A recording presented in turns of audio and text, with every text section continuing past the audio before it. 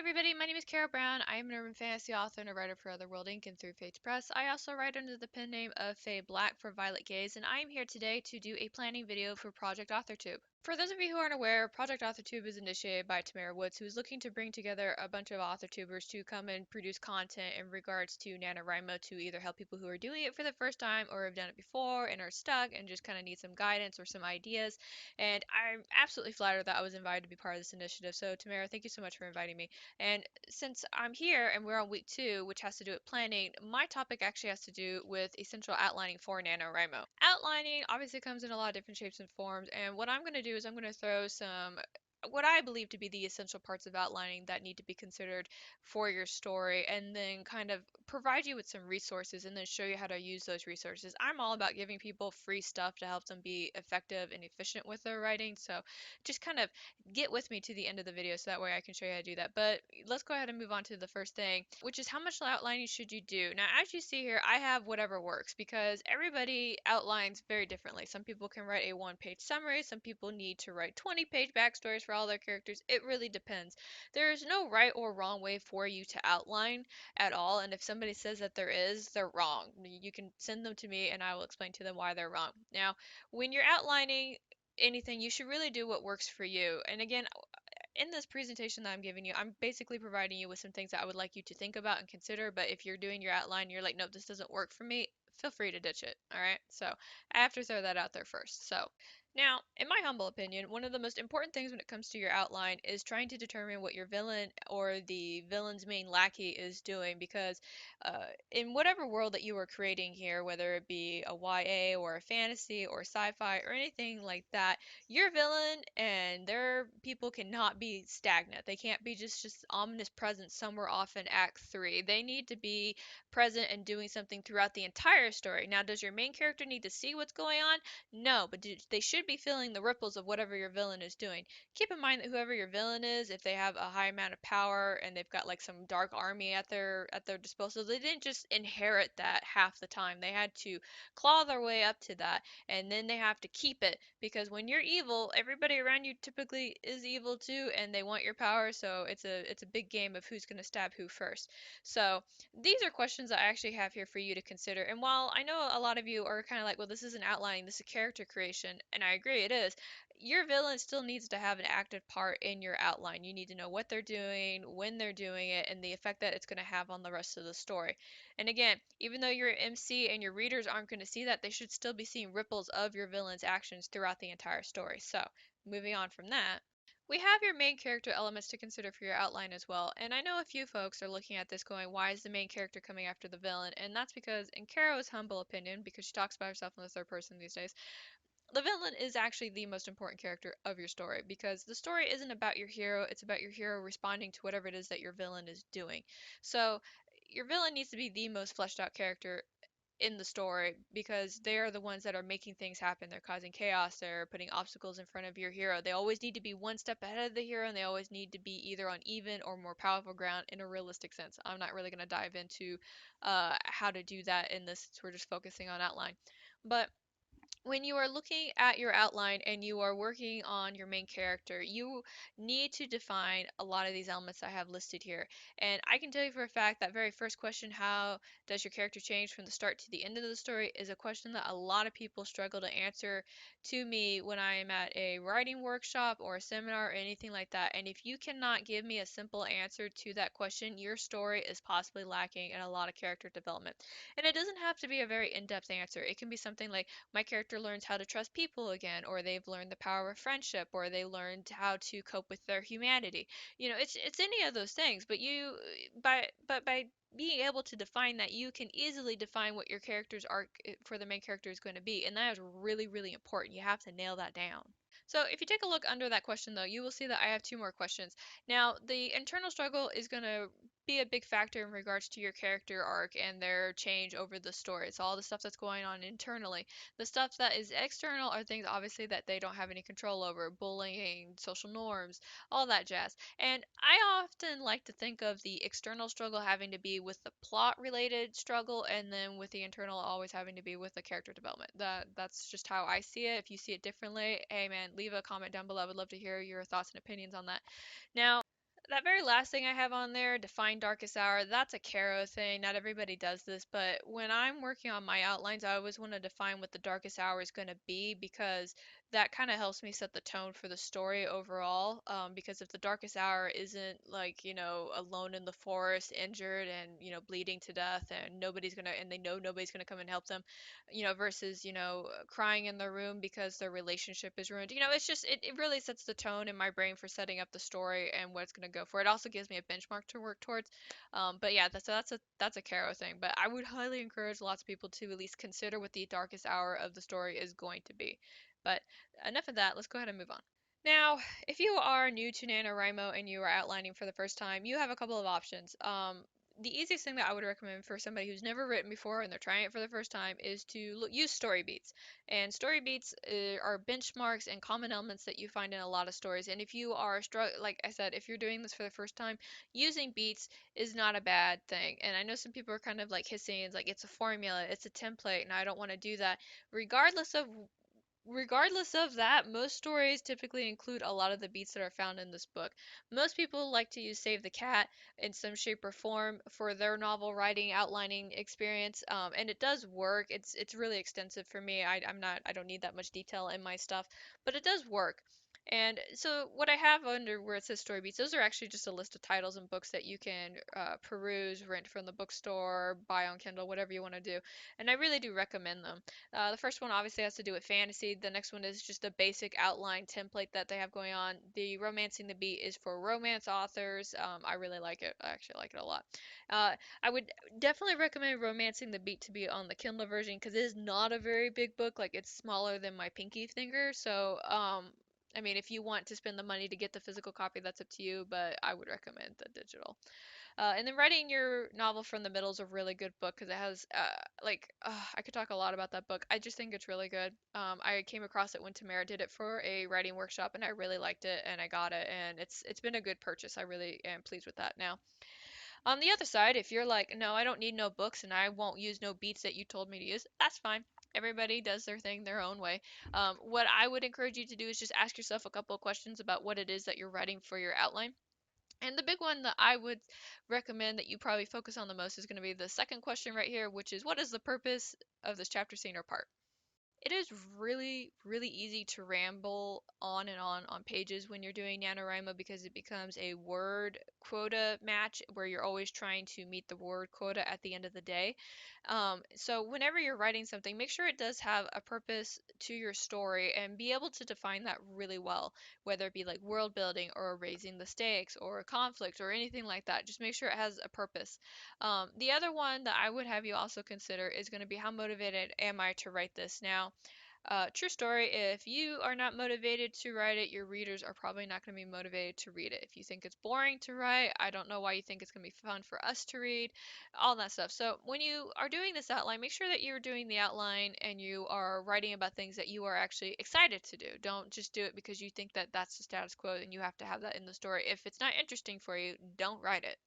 Now, last bit of advice that I will give you before I actually show you guys some resources that you can use to help you with your outlining and all that stuff is ignore everyone's opinion. This book, whatever you're writing, write it for yourself first. Don't write it for anybody else. Don't sit there at the keyboard or the typewriter or wherever you are and think, oh man, I don't think Carol Brown would actually like this passage. Maybe I should rewrite it. No, just ignore everybody, everything. Don't even think about what your mom would think about it. Just write the story that you want to write because the moment that you start taking in other people's opinions and thoughts into your first draft is when you're going to find yourself being bogged down with worries and stress. You might get a case of the imposter syndrome and it's just going to get really hard. And Stephen King said it best when he said that when you write the first draft, you write with the door closed, and then when you edit, you open the door. So for this first draft, ignore everyone and everything and just write this story the way that you want to write it. So I promised you guys I was going to give you a resource to help you with your outlining, and I did spend some time this morning making sure that I made this in a couple different ways. Now, as I said before, there's really no wrong way to outline, and what I have right right here are a few digital options that you can use that are in Google Sheets. Now, if you're not a Google product person, you can download this and it turns into an Excel doc just fine. So, I mean, whatever works for you.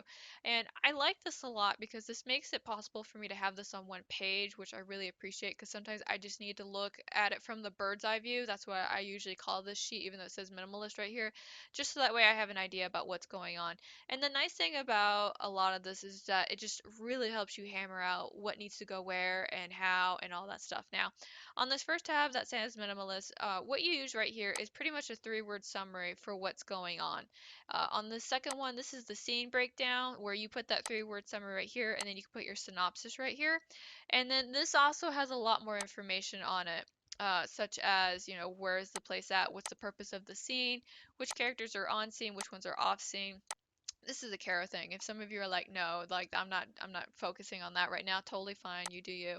Here's the antagonist column. I always recommend that everybody keeps so that way you can track what your antagonist is doing throughout the entire story. And then here, I have a whole bunch of plot theme things right here. They don't all need to be used. If you only have two, you have two, that's totally fine. I just put more than needed because why not? And then the status, where are you in that?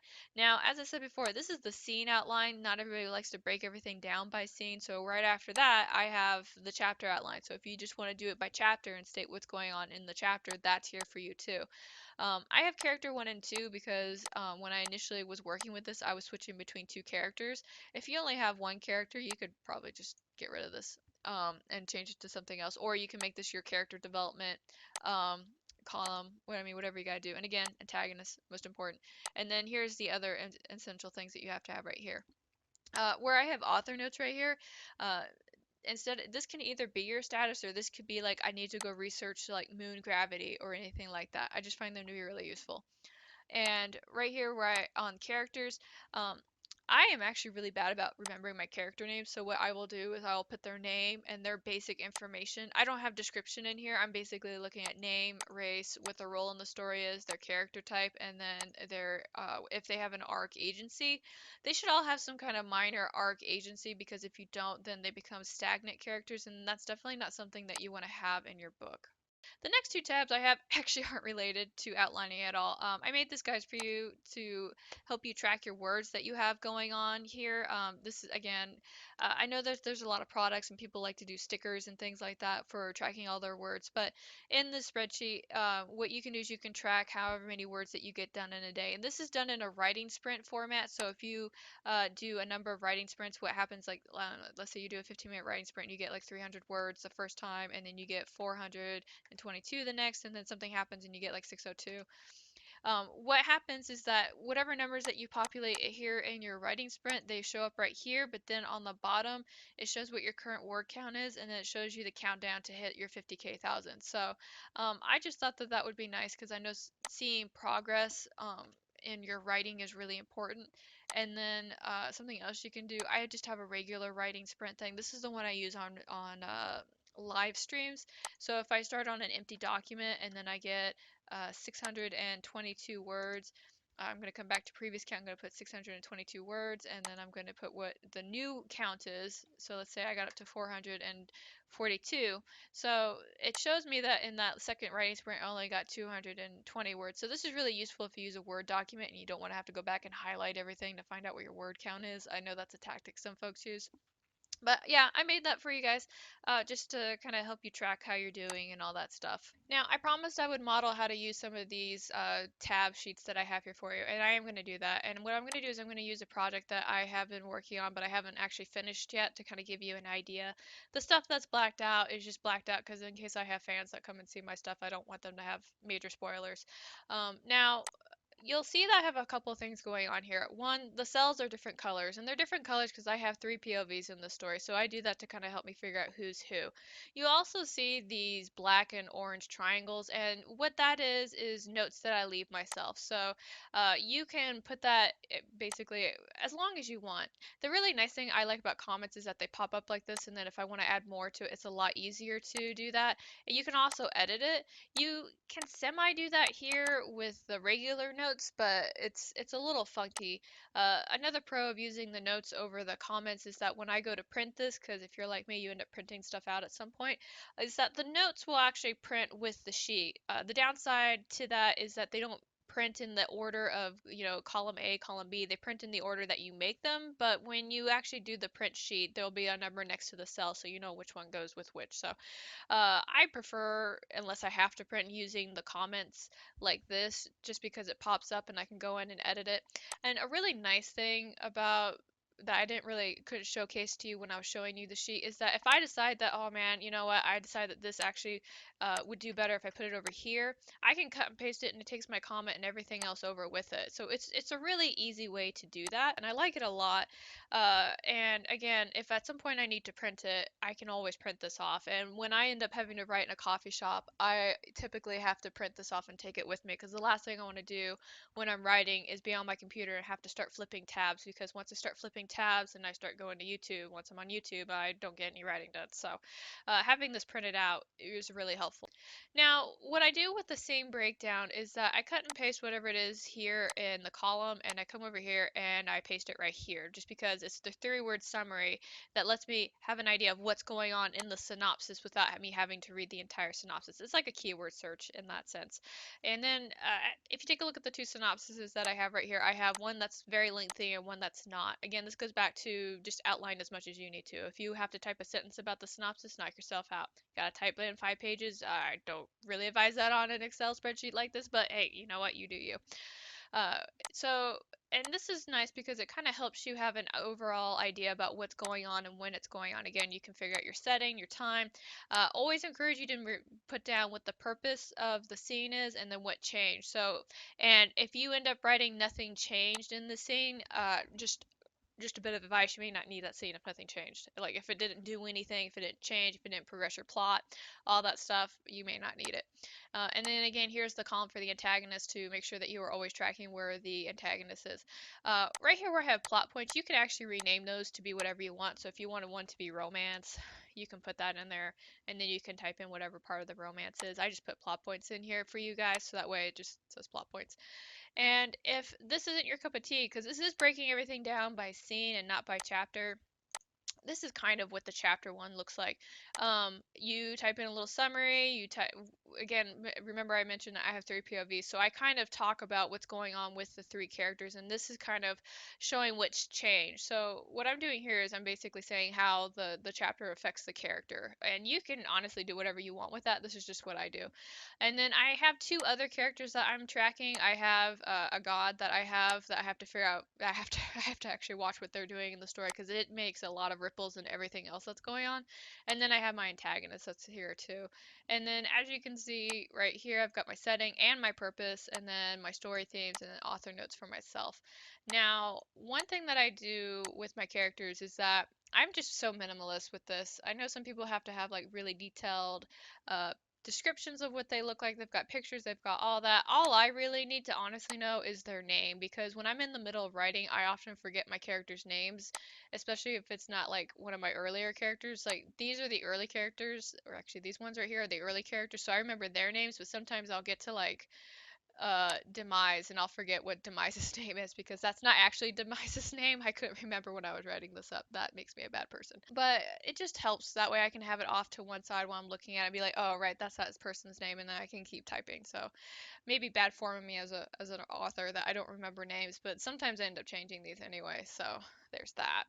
The last thing that I want to mention in regards to outlining your stuff is to start now. Get it done now and have it at least 70% done, because what you're going to end up finding out is as you're outlining and you're trying to work out the kinks of your plot, now you're going to find out there are things that you're going to have to look up, and nothing's going to derail you from a writing sprint or a writing session than having to stop and go look something up. So start your outline out now. Make a list of things that you need to look up, and kind of try to knock out the research part of that within a couple of days. It's really easy to fall into a giant rabbit hole of research, and then you're going to want to put that research into your book, and then they're going to tell you to take it out because it's not needed.